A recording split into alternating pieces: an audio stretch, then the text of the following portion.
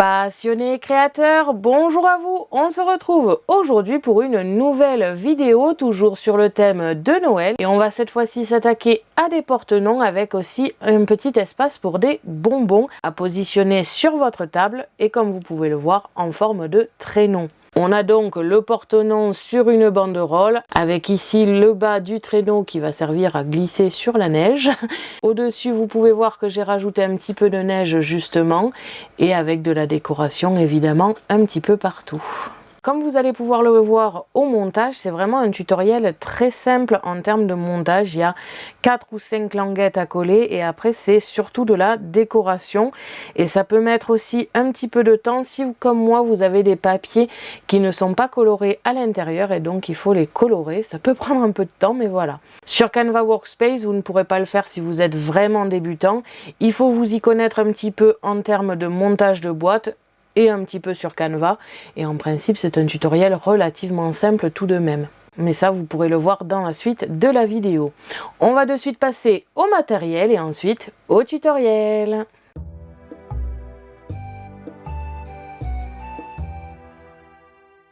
Pour cela vous aurez besoin de ciseaux, d'un crayon, d'un feutre ou toute autre chose arrondie qui vous permettra d'arrondir un petit peu le papier sur le traîneau.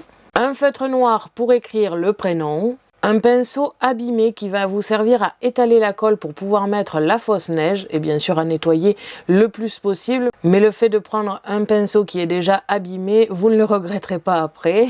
La brosse Nelly Choice assez grande avec la Distress Oxide Barn d'or. Ceci va vous servir si vous avez des papiers qui ne sont pas décorés des deux côtés et c'est donc pour colorer l'intérieur du traîneau. En termes de colle, j'ai utilisé la colle Zig pour tous les petits éléments et la Tacky Glue pour le montage général. Des stickers et des strass comme d'habitude. Des petits sachets d'organza comme ici que j'ai acheté à Action et qui vous serviront de hôte au Père Noël. On les trouve environ dans les 50-60 centimes, donc c'est vraiment pas trop cher. De la fausse neige un petit peu poudreuse. Du rhodoïde ou du papier passé dans la plastifieuse à vide tout simplement pour donner de la rigidité et de la transparence au bas du traîneau.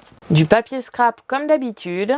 Et enfin des essentiels Scan & Cut, c'est-à-dire la Scan & Cut, le support de lame et la lame standard ou auto-ajustable comme ici, le foil quill turquoise pour un petit peu plus d'épaisseur avec du foil argenté. Cependant, c'est totalement facultatif, vous pouvez très bien laisser le papier nature s'il est bien décoré ou utiliser des feutres si vous préférez. Et enfin, le support adhésif standard. Comme vous pouvez le voir, il y a surtout de la découpe, donc quel que soit votre modèle, vous pouvez réaliser ce tutoriel. On se retrouve de suite pour le tutoriel.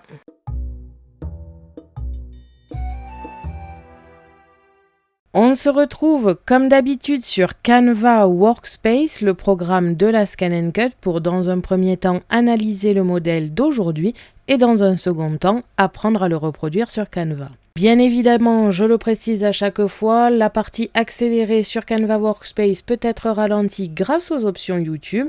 Et si vous souhaitez réaliser ce modèle sans avoir à le faire sur Canva Workspace, il vous suffit de vous diriger sur mon blog et de télécharger le fichier FCM. On va donc réaliser un traîneau de Père Noël qui va servir et de porte-noms et de porte-bonbons. On a plusieurs éléments. Ici, ce sont les éléments pour réaliser un seul traîneau. Bien sûr, vous dupliquez tous ces motifs au nombre d'invités que vous aurez. On a donc ici la base de la partie haute avec la partie sol et deux languettes et la partie assise du traîneau. On a deux éléments ici qui vont être collés sur ces languettes et qui vont faire l'avant et l'arrière du traîneau. Les parties en surplus ici et ici sont tout simplement à arrondir avec un crayon pour donner un effet moins carré finalement au traîneau. On a la banderole du prénom. Ici, ce sont deux découpes à faire dans du papier transparent qui serviront à garder la partie trouée ici, mais aussi à solidifier cette partie étant donné que c'est sur ça que ça va reposer. Et enfin, la base de la partie basse du traîneau avec une partie à arrondir ici aussi et tous les pointillés à plier et à coller. Comme vous allez le voir, techniquement parlant, une fois qu'on a le modèle, ce n'est pas compliqué de le reproduire. Ce qui est le plus compliqué, c'est de l'inventer. Donc là-dessus, je ne peux pas trop vous aider si vous n'avez pas l'habitude de faire des boîtes, parce que c'est surtout en faisant des boîtes qu'on apprend à visualiser ce genre de modèle. Donc là, je vais quand même vous apprendre à réaliser ce modèle sur Canva Workspace en accéléré. Mais maintenant, si vous voulez apporter de grosses modifications, il va falloir vous-même les inventer à ce niveau-là. On va donc pouvoir passer à la partie accélérée et donc c'est parti!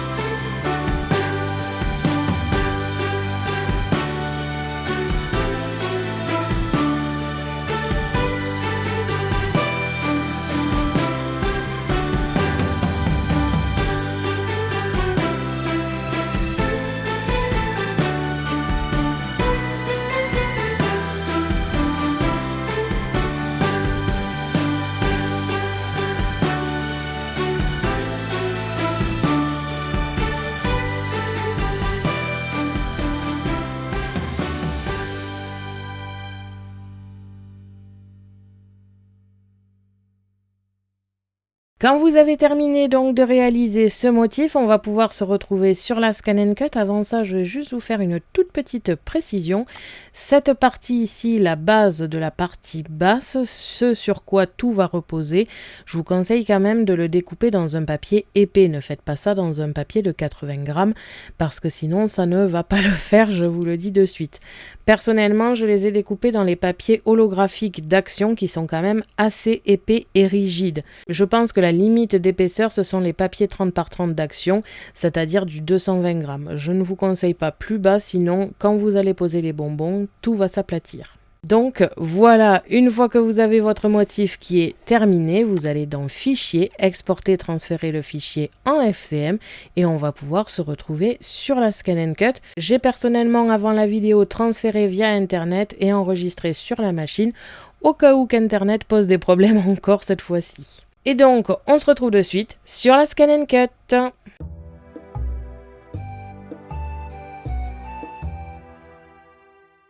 On se retrouve comme d'habitude sur la Scan & Cut. Je vais venir dans récupération de données pour récupérer mon modèle depuis Canva Workspace. Avant la vidéo, j'ai enregistré mon modèle sur la Scan & Cut en elle-même, donc je vais utiliser ce moyen de transfert là. Bien sûr, vous choisissez le moyen de transfert que vous désirez. Une fois mon modèle importé sur la machine, je vais pouvoir commencer les découpes. Et donc, c'est parti!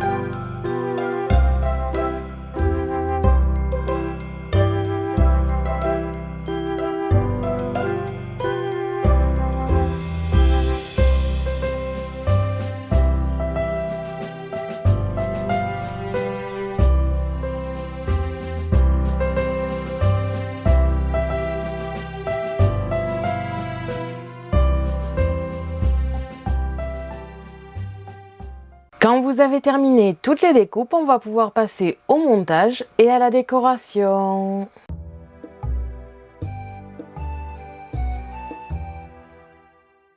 Vous devez donc obtenir tous ces éléments, c'est-à-dire la base du traîneau. Ici, il y en a 2 dans un papier et 2 dans un autre, en sachant que je réalise 4 boîtes. Donc évidemment, c'est une base comme ici par boîte. Nous avons 4 rectangles ici qui vont aider à la fermeture de la boîte et faire un traîneau plus joli évidemment. On a donc un petit et un grand pour chaque base. En l'occurrence, ici, j'en ai 2 dans un papier et 2 dans un autre, encore une fois. En sachant que sur le modèle que je me suis fait, moi, j'ai oublié les languettes à droite et à gauche. Ici, je m'en suis aperçue en plein milieu de la découpe. Je les ai donc rajoutées personnellement. Bien sûr, vous, sur le modèle, il sera terminé et il n'y aura pas besoin de les rajouter. Faites attention au montage de ne pas confondre les papiers si vous le faites dans des rouges un peu similaires. Nous avons ensuite 2 papiers transparents ici par boîte, donc évidemment j'en ai 8. Et ça va permettre en principe de solidifier un petit peu la partie qui concerne le bas du traîneau. 4 banderoles pour les prénoms. Et enfin les bas du traîneau que j'ai fait personnellement, comme vous pouvez le voir, dans du papier holographique pour avoir quelque chose qui soit un peu or et un petit peu joli. En termes de montage, ça va être vraiment très simple. Ça va demander un petit peu de patience au niveau du collage, mais sinon il n'y a rien de compliqué. Comme vous avez pu le voir dans l'accéléré des découpes, j'ai réalisé ici du foil avec le foil quill pour ajouter un petit peu de dessin sur la partie rouge. Vous pouvez bien évidemment les supprimer si vous n'avez pas de foil quill ou de foil de chez Brother. Et vous pouvez le remplacer par du feutre. Et si vous n'avez rien de tout cela, vous pouvez le supprimer et ajouter de la décoration. Comme d'habitude et comme tous les projets que j'ai réalisés cette année, j'ai beaucoup de papiers qui n'ont pas de décoration à l'arrière. Donc la première étape pour moi, ça va être de tous les colorer derrière pour que ce soit plus joli. Et quand je dis tous, c'est vraiment tous, c'est-à-dire les bases du bas du traîneau, les parties à rajouter pour la base haute et les bases hautes. Bien sûr, je ne vais pas colorier les plastiques transparents vu que c'est censé être transparent, ni les banderoles parce qu'en principe on ne verra pas l'arrière. Ensuite, on va tout simplement plier sur chaque pointillé. Pour la base haute comme ici, nous aurons donc un traîneau comme ceci sur les côtés. On viendra rajouter en collant les languettes les parties sur les côtés ici. Pourquoi je ne les ai pas liées ensemble? Tout simplement parce qu'il y a 2 parties en haut et en bas qu'il va falloir arrondir. Pour cela, je vous ai mis une petite délimitation en pointillé comme je vous l'ai expliqué sur Canva Workspace. On prend un crayon ici et on va venir enrouler toute cette partie-là pour avoir quelque chose d'un petit peu festif et pas forcément droit. On fait la même chose en haut et en bas et sur les 2 parties. Et ensuite, on vient coller les languettes. Et comme vous pouvez le voir, on obtient donc un résultat qui n'est pas hyper droit et ça rajoute un petit peu de farfelu, on va dire, au traîneau. Et comme je vous l'ai dit, on réalise cette décoration en haut et en bas. Alors là, je vous le fais rapidement, mais bien sûr, avant, je vous conseille, si vous avez des papiers à colorier de l'autre côté, de le faire avant, ça sera plus sympa. Et vous n'aurez pas à refaire l'arrondi après avoir tout aplati. Comme ceci. Et la base haute sera terminée. Pour la base d'en dessous, encore une fois, on va plier à tous les pointillés, sauf celle-ci qui devra être enroulée. On plie au pointillé. La languette d'ici sera à coller sur la partie rectangulaire d'en face. Avant cela, on viendra coller les parties plastiques pour solidifier un petit peu ces parties qui vont soutenir les bonbons et compagnie. Et donc, je pense que ça serait un peu fragile à laisser comme ceci. Je préconise donc une petite partie plastique un petit peu solide qui laisse quand même passer la transparence, mais pour autant solidifie un peu le tout. Et au même titre que tout à l'heure, on va cette fois-ci l'enrouler vers le haut. On prend donc encore une fois notre crayon et on vient l'enrouler comme ceci. Encore une fois, il faut imaginer que tout sera colorié. Et on viendra ensuite coller le traîneau par-dessus. Comme vous pouvez le voir, ce n'est pas bien compliqué dans l'idée. Le tout, c'est si vous avez comme moi de la coloration à faire à l'intérieur, ça va être un petit peu long.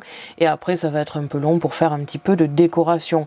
Comme vous avez pu le voir dans le matériel, je vais utiliser ces petits pochons en organza qui vont permettre à mettre les bonbons à l'intérieur et surtout qui donnent un petit aspect haute, je trouve.